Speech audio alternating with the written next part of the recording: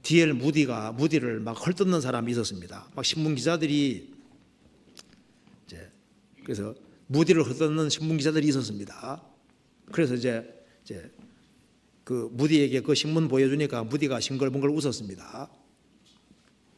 너무 좋아하는 거예요. 그래서 아니 화가 안 나냐 하니까 신문 기자들이 나에 대해서 얘기한 것보다 나는 이게 더 나쁜 놈인데 그걸 기자들이 모른다 그 말입니다. 실상 하나님 앞에서 보면은 이 정도 비난받을 정도가 아니라 하나님 앞에 나는 훨씬 더 못한 존재인데 이 정도로 평가해 주니까 감사하다 그 말입니다. 그보다 내가 훨씬 못한 존재라고.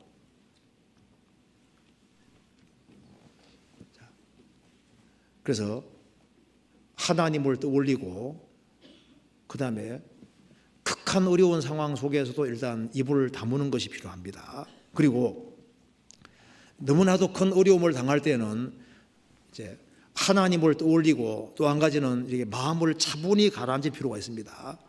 이 마음이 차분하지 아니하면은 길이 안 보이는 거예요.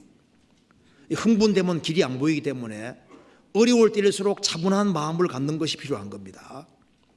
이사야 7장에 보면은 아하스 왕 당시에 이제 이스라엘 민족 이를 쳐들어오는 사람이 있어요. 유다를 쳐들어오는 사람이 있었는데 아람 왕과 이스라엘 왕이 둘이 연합해서 이스라엘 쳐들어오는 거예요.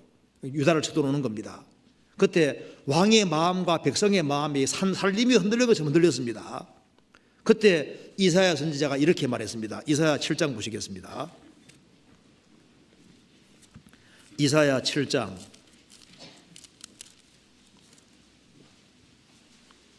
1절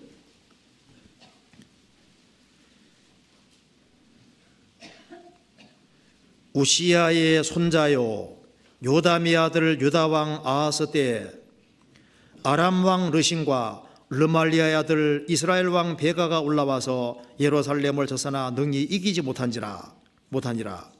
혹이 다윗 집에 구하여 가로되 아람이 에브라임과 동맹하였다 하였으므로 왕의 마음과 그 백성의 마음이 살림이 바람의 흔들림 같이 흔들렸더라. 두 나라가 동맹에 쳐들어오니까 왕의 마음과 백성의 마음이 막 흔들린 겁니다. 살림이 바람에 흔들림 같이 흔들렸다. 그때 이사야가 한 얘기가 있습니다. 4절 같이 읽겠습니다. 그에게 이르기를 너는 삼가며 종용하라. 아람 왕 르신과 르마일의 아들이 심히 노할지라도 연기나는 두 부지경이 거루터기에 불과하니 두려워 말며 낙심치 말라. 여기 이사야 선지자가 중요한 얘기를 했습니다. 사람이 큰 어려움 속에 있을 때는 당황하게 되고 당황하면은 행동을 잘못할 수 있는 거예요. 그래서 너는 삼가며 종용히 하라. 마음을 차분히 가라앉히라는 겁니다. 하나님을 떠올리고 마음을 차분히 가라앉히면은 그들은 연기나는 두 부지경이 거루터기에 불과하니 두려워 말며 낙심하지 말라. 그래서 극도의 큰 어려운 상황이 주어질 때 마음을 차분히 가라앉히면은 영혼으로 정말 하나님을 쳐다볼 수 있게 되는 겁니다. 그래서 오직 여호와를 앙망하는 자는 새 힘을 얻으리니 독수리의 날개치며 올라감 같을 것이요 다른 박질하여도 곤비치 아니하고 걸어가도 피곤치 아니하리로다. 오직 여호와를 앙망하는 자는 새 힘을 얻을 것이다. 그러니까 누가 앙망하냐면은 마음이 흥분되면 안 돼요. 마음을 차분히 가라앉히면은 하나님이 살아계시고 하나님의 도와주심을 믿을 수 있게 되는 겁니다. 욥도 길이 아득하게 됐을 때 그래도 욥은 고통하면서 다시 마음을 추스리면서 자기가 옛날에 붙잡았던 근본 원칙을 여전히 붙잡고 있는 겁니다. 그러기 때문에 이 어려움을 잘 극복할 수 있었던 겁니다. 욥이 어떤 신앙을 가지고 있었는지를 보시겠습니다. 욥기 19장 보시겠습니다. 그는 이런 근본 신앙을 끝까지 붙잡았습니다. 욥기 19장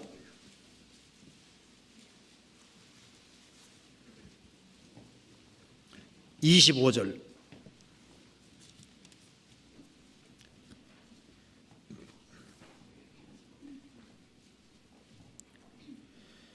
내가 알기에는 나의 구속자가 살아계시니 후일에 그가 땅 위에 서실 것이라. 구세주에 대한 신앙이 있습니다. 내가 알기에는 나의 구속자, 나의 구원자가 살아계시니 후일에 그가 땅 위에 서실 것이라.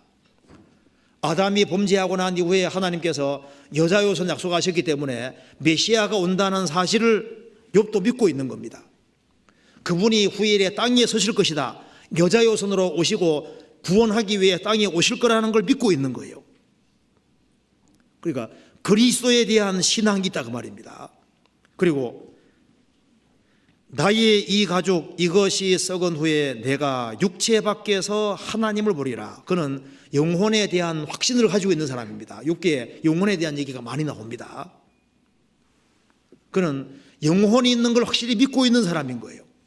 그리고 나의 이 가죽 이것이 썩은 후에 내가 육체 밖에서 하나님을 보리라. 이것이 원문대로 읽으면은 육체 밖에서 볼 뿐 아니라 부활의 몸을 입고도 보리라. 이중 뜻이 될 수 있습니다.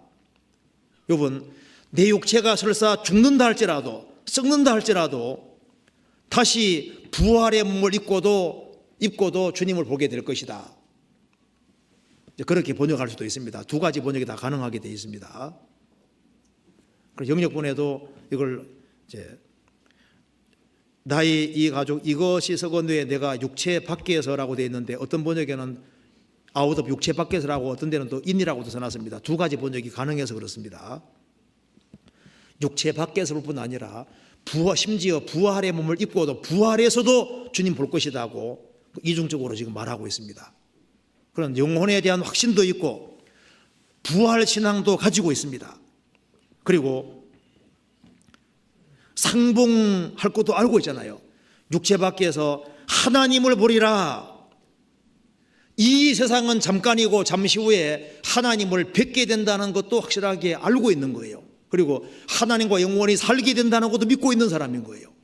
그리고 내가 친히 그를 보리니 내 눈으로 그를 보기를 외인처럼 하지 않을 것이라. 내 마음이 초급하구나. 내가 이제 육체 밖을 벗어나게 되면은 내가 그분을 친히 뵙게 될 것이다.